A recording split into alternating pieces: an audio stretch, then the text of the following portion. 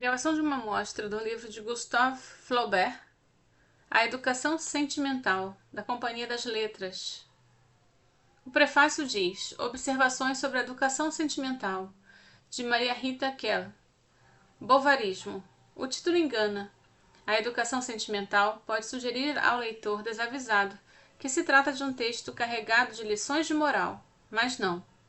Este é o romance mais político de Gustave Flaubert. Não necessariamente pelo caráter de seu protagonista.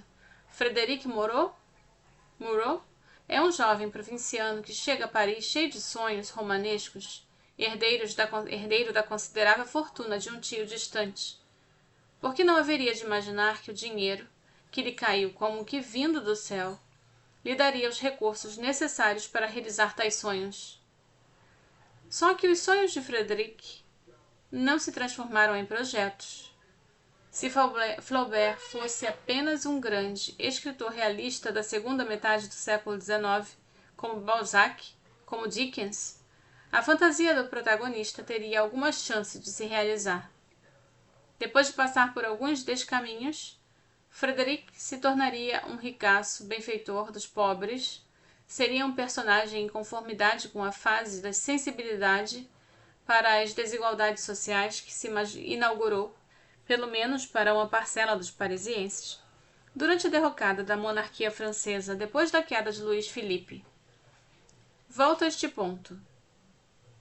Mas o protagonista de A Educação Sentimental, romance publicado 13 anos depois no inigualável Madame Bovary, também é, apesar da diferença de sexo, um bovarista. Assim como Emma, de Frédéric, não é capaz de estabelecer nenhuma relação estratégica entre seus projetos grandiosos e sua condição de pequeno burguês provinciano. Mais uma vez, sonhador e ingênuo diante do jogo de conveniências que ainda regia o que restava da vida em torno da corte por volta de 1840. Sim, Frédéric Moreau é um bovarista. Vejamos a definição do termo. Cunhado pelo psiquiatra francês Jules de Gaultier, no livro intitulado Le Bovarisme, de 1912, o bovarismo seria o poder conferido ao homem de conceber-se diferente do que é, escreve Gaultier. A definição parte do princípio, bastante discutível do ponto de vista da psicanálise, de que o homem mentalmente sadio, ou seja, não bovarista, deva ser capaz de conceber-se idêntico a si mesmo. Tal projeto já é bastante estranho às sociedades a que chamamos modernas, marcadas que foram pela existência da psicanálise. Esta, como hoje já se tornou quase um clichê, concebe o sujeito como essencialmente dividido, ou seja, não idêntico a si mesmo. Mesmo que a primeira definição de Gaultier sobre o bovarismo seja precedida, como que foi, de todas as formas de ilusão do eu, ainda assim subjaz ao conceito e a premissa de que a subjetividade não bovarista deva ser regida por alguma característica essencial, dissociada da fantasia. Depois de Freud, esse ideal foi desacreditado. Mas não me cabe aqui a discussão psicanalítica dessa ideia. O bovarista, definido por Gaultier, também seria o sujeito inconformado com o destino a que teria sido predestinado a partir de uma origem social. Um sujeito que concebe a si mesmo, diferente do que ele é. Ora, essa definição, escrita no início da era freudiana, revela, no mínimo, certa ingenuidade por parte do autor. Uma das mais notícias que a psicanálise trouxe, pelo menos ao sujeito ocidental, é que a condição humana é necessariamente conflituosa.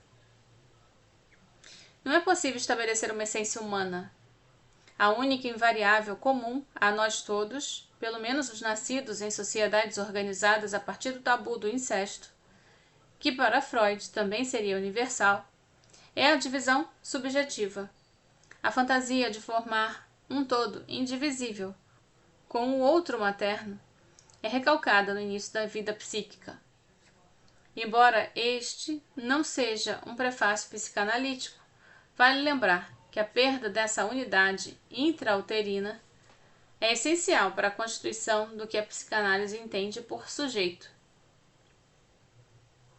Ao sujeito cabe o destino de não cessar de desejar a unidade perdida, sem jamais alcançá-la. É bom que se diga, a não ser na perfeição da morte. A um morto já não falta nada. Mas antes do fim inevitável, a vida humana pode ser considerada uma longa tentativa de fazer o caminho de volta em direção à completude perdida. É próprio do humano conceber a si mesmo diferente do que é. Por outro lado, se aplicarmos a ideia de conceber-se diferente do que é ao terreno da vida em sociedade, é importante lembrar que os livros de Flaubert foram escritos em meados do século XIX, quando as possibilidades de ascensão social e superação da origem familiar já eram transmitidas como ideias de uma geração a outra. Se a longa tradição monarquista ainda mantinha as posições sociais da dependência das condições de nascimento, as modernas perspectivas de mobilidade social possibilitavam cada vez mais a realização de tais sonhos, considerados devaneios bovaristas nas décadas anteriores.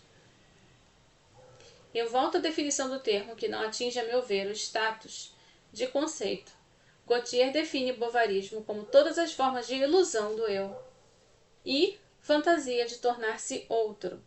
O autor classifica o bovarismo em bovarismo moral, ilusão de livre-arbítrio, sua consequência, a responsabilidade, ilusão de unidade da pessoa. O bovarismo passional ou o gênio da espécie, por exemplo, o homem presa da paixão de amor. E o bovarismo científico ou o gênio do conhecimento. Vale perguntar ao leitor quem não se reconhece, em algum momento da vida, principalmente entre a adolescência e o fim da juventude, tomado por uma ou mais dessas fantasias a respeito de si mesmo e do que se pretende alcançar no porvir. Só os quadros de depressão impedem que os adolescentes e os jovens projetem diante de si um grande destino, um grande amor, plena liberdade de escolha e realizações geniais. Talvez só o depressivo esteja a salvo das ilusões bovaristas.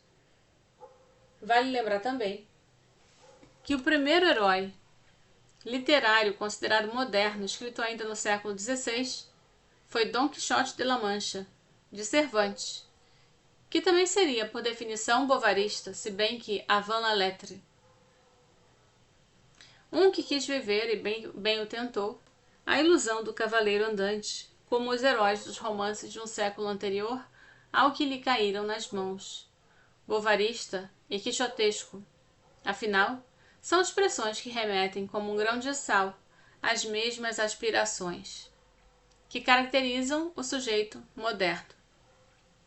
Todos os grandes personagens de Flaubert são bovaristas, a começar por seu santo Antão, que enlouqueceu por tentar desesperadamente superar-se ao atravessar o deserto em jejum, até cair em tentação, assolado pelo demônio do meio-dia. Também teria traços bovaristas a comovente empregada doméstica que, depois de velha, conserva em seu quarto modesto o cadáver empalhado de um papagaio, o seu único amigo em vida. Sem contar, é claro, a personagem que nomeia o sintoma, a famosa Emma Bovary, pequena burguesa provinciana leitora de romances para moças, que tentou sem sucesso superar seu destino medíocre. Não conseguiu, suicidou-se. Como, aliás, outras personagens femininas dos grandes romances da segunda metade do século XIX, que tentaram mudar seu destino de esposas infelizes no período que marcou a passagem do antigo regime, lato sensu, para a modernidade. Anna Karenina, a grande protagonista do romance de mesmo nome, descrito por Tolstói, é uma das companheiras do destino à altura, tanto literária quanto moral, de Emma Bovary. A inteligente Capitu, protagonista do romance mais conhecido de Machado de Assis, não cumpre todos os requisitos para ser considerada uma bovarista, mas evoca o tema da falta de perspectivas de um destino mais interessante, frustradas pelas condições de seu sexo e sua origem social. A diferença do bovarismo dos adolescentes contemporâneos, cuja perspectiva de mobilidade de classes está inscrita na vida social pelo menos desde o longínquo século XX, e o dos personagens dos romances oitocentistas está no fato de que, para eles, o destino estava mais ou menos circunscrito desde o nascimento, tanto por causa da origem social de cada um quanto, no caso das mulheres, pela má sorte de pertencer ao sexo feminino. No presente início do século XXI, a perspectiva de mobilidade social, que desnorteia os adolescentes em sua busca por um destino menos medíocre, está pelo menos inscrita nas condições das culturas ocidentais. O aprendiz que não aprendeu nada. Voltemos a Frédéric Moreau, jovem pequeno burguês que compartilhou com Deslauriers, amigo de adolescência, grandes projetos idealistas. É um herói à deriva, talvez ainda mais do que Emma Bovary, cujos sonhos romanescos eram limitados pela condição de mulher. O subtítulo de Madame Bovary é Costumes de Província. Embora Frédéric também tenha nascido na província, sua condição de homem e herdeiro da fortuna de um tio distante, como em Machado de Assis nos romances de Flaubert, nenhum protagonista ganha dinheiro com trabalho. Isso lhe permite grande liberdade de movimentos. Frequenta em Paris círculos de alta burguesia e pequena nobreza, por onde circulam outros arrivistas como ele mesmo.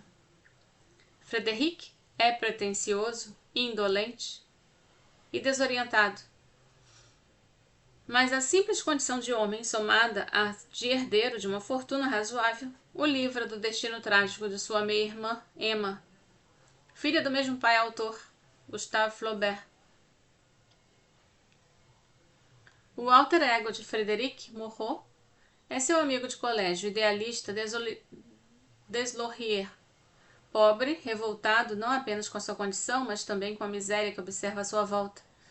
Deslauriers faz uma espécie de contraponto ao devaneio de Frédéric. É o personagem que não perde o prumo. Pede 15.000 francos ao amigo em momentos de necessidade, e quando quer abrir um jornal político, mas Frédéric prefere emprestá-los à amada, a senhora Arnaud, para salvá-la da bancarrota sofrida pelo marido. Deslauriers nunca terá o dinheiro pedido ao amigo, é convidado por Frédéric para frequentar alguns salões, mas não vê sentido em se inserir unicamente para conseguir prestígio. Aos poucos, o amigo também passa a evitá-lo.